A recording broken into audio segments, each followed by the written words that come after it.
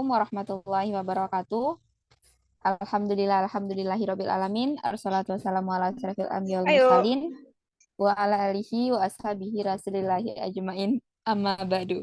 Pertama dan terutama sekali, marilah kita panjatkan puji dan syukur kepada Allah Subhanahu wa taala yang mana atas berkat rahmatnya kita masih diberi nikmat kesehatan. Nah, sehingga kita dapat melakukan diskusi pada kali ini. Nah, selawat beserta salam tak lupa pula kita anjung tinggikan buat Nabi besar kita, yakni Nabi besar Muhammad Sallallahu Alaihi Wasallam. Allahumma sholli ala Muhammad wa ala ali Muhammad. Yang sama-sama kita hormati dosen pokok mata kuliah pembelajaran biologi berbasis ISG. Nah, pada kesempatan kali ini eh, kami dari kelompok 2 akan menampilkan hasil diskusi kami itu mengenai komitmen dan pengenalan diri. Nah, sebelumnya saya ingin memperkenalkan anggota kelompok kami, yaitu saya sendiri, Foni Radani, dengan NIM 2003-1036.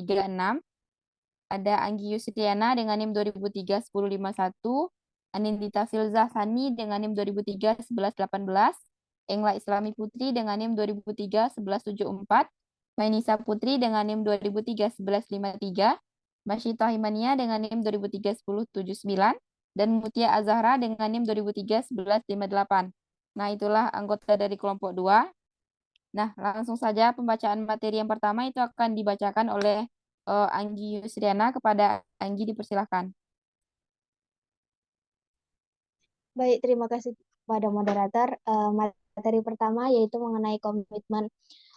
Di sini saya akan membahas mengenai pengertian komitmen. Komitmen berasal dari bahasa Latin yakni komiter yang memiliki arti menyatukan, mengerjakan, menggabungkan, dan mempercayai. Komitmen adalah sikap bertanggung jawab terhadap sesuatu, baik itu berkaitan dengan diri sendiri, organisasi, hubungan, maupun hal lainnya, sehingga atas dasar inilah seseorang yang sudah melakukan kesepakatan akan senantiasa memenuhi apa yang telah menjadi kewajibannya.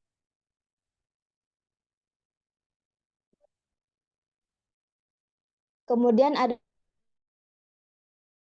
para ahli. Yang pertama itu ada Stern dan Porter pada tahun 1983, yaitu pengertian komitmen adalah suatu keadaan di mana individu menjadi terikat oleh tindakannya sehingga akan menimbulkan keyakinan yang menunjang aktivitas dan keterlibatannya.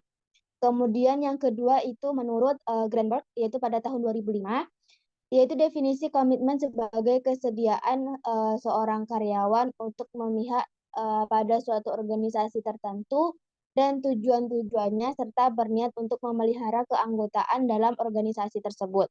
Sekian pembawaan materi dari saya, dikembalikan kepada moderator. Baik, terima kasih kepada Anggi. Materi selanjutnya yang akan dibacakan oleh Engla Islami Putri. Kepada Engla dipersilahkan. Baik, terima kasih moderator. Saya akan melanjutkan penjelasan mengenai ciri-ciri komitmen. Nah, di sini untuk ciri-ciri komitmen yang pertama yaitu adanya perjanjian yang disepakati baik terhadap diri sendiri maupun terhadap pihak lainnya. Yang kedua, ada tujuan tertentu yang ingin dicapai usai melaksanakan komitmen yang dibuat sehingga semua pihak yang terlibat dalam satu komitmen dituntut bertanggung jawab dengan isi perjanjian yang dibuat dan ditetapkan. Dan yang ketiga, yaitu adanya loyalitas atau kesetiaan dari semua pihak terhadap tujuan yang hendak dicapai. Baik, sekian dari saya, dikembalikan kepada moderator. Baik, terima kasih kepada Engla. Materi selanjutnya itu akan disampaikan oleh Mainisa. Kepada Mainisa dipersilahkan. Terima kasih moderator. Untuk materi selanjutnya yaitu jenis-jenis komitmen. Yang pertama, sekolah. Sekolah sebagai salah satu contoh lembaga pendidikan senantiasa mengajarkan untuk memiliki setiap komitmen, sikap komitmen.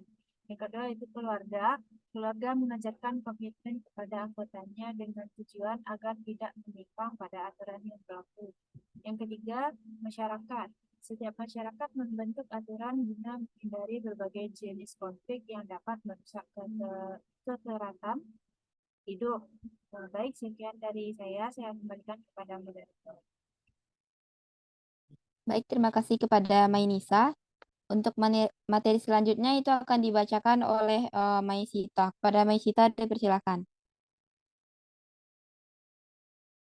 Baik, terima kasih kepada moderator. Untuk materi yang selanjutnya yaitu ada tujuan dari komitmen. Yang mana tujuan dari komitmen ini yaitu yang pertama, memberikan jaminan agar apa yang dilakukan akan selalu sesuai dengan isi kesepakatan yang ada.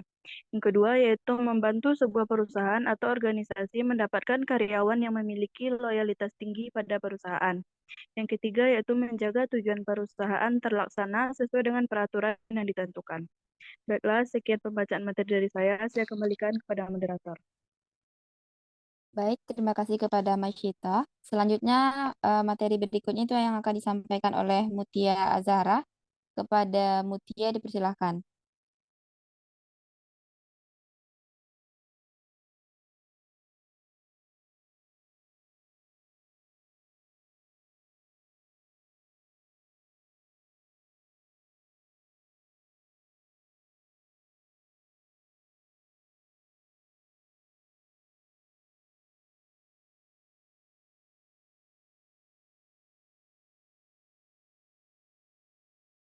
Nah, baiklah, mungkin sepertinya Mutia terkendala jaringan.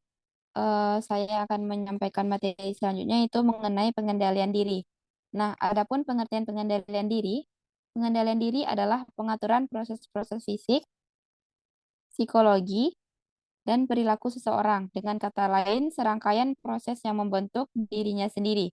Pengertian yang dimaksud menekankan pada kemampuan dalam mengelola yang perlu diberikan sebagai bekal untuk membentuk pola perilaku pada individu yang mencakup dari keseluruhan proses yang membentuk dalam diri individu yang berupa pengaturan fisik, psikologi, dan perilaku.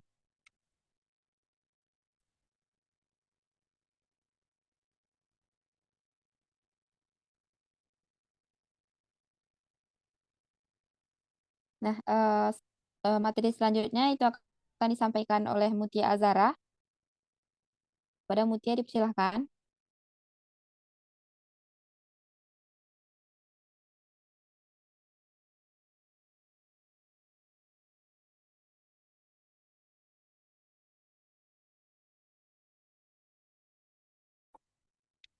Nah, baiklah, sepertinya masih terkendala jaringan oleh Mutia. Baik, saya lanjutkan. Itu materinya mengenai aspek-aspek pengendalian diri. Nah, yang pertama itu kemampuan mengontrol perilaku. Yang kedua itu kemampuan mengontrol stimulus. Yang ketiga itu kemampuan mengantisipasi peristiwa. Yang keempat itu kemampuan menafsirkan peristiwa. Dan yang kelima itu kemampuan mengambil keputusan.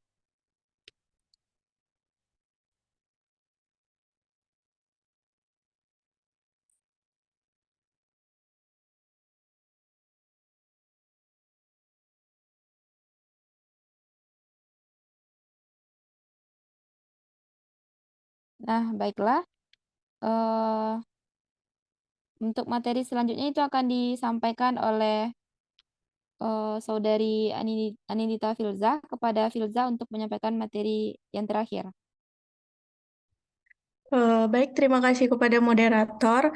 Saya akan melanjutkan materi tentang faktor yang mempengaruhi pengendalian diri.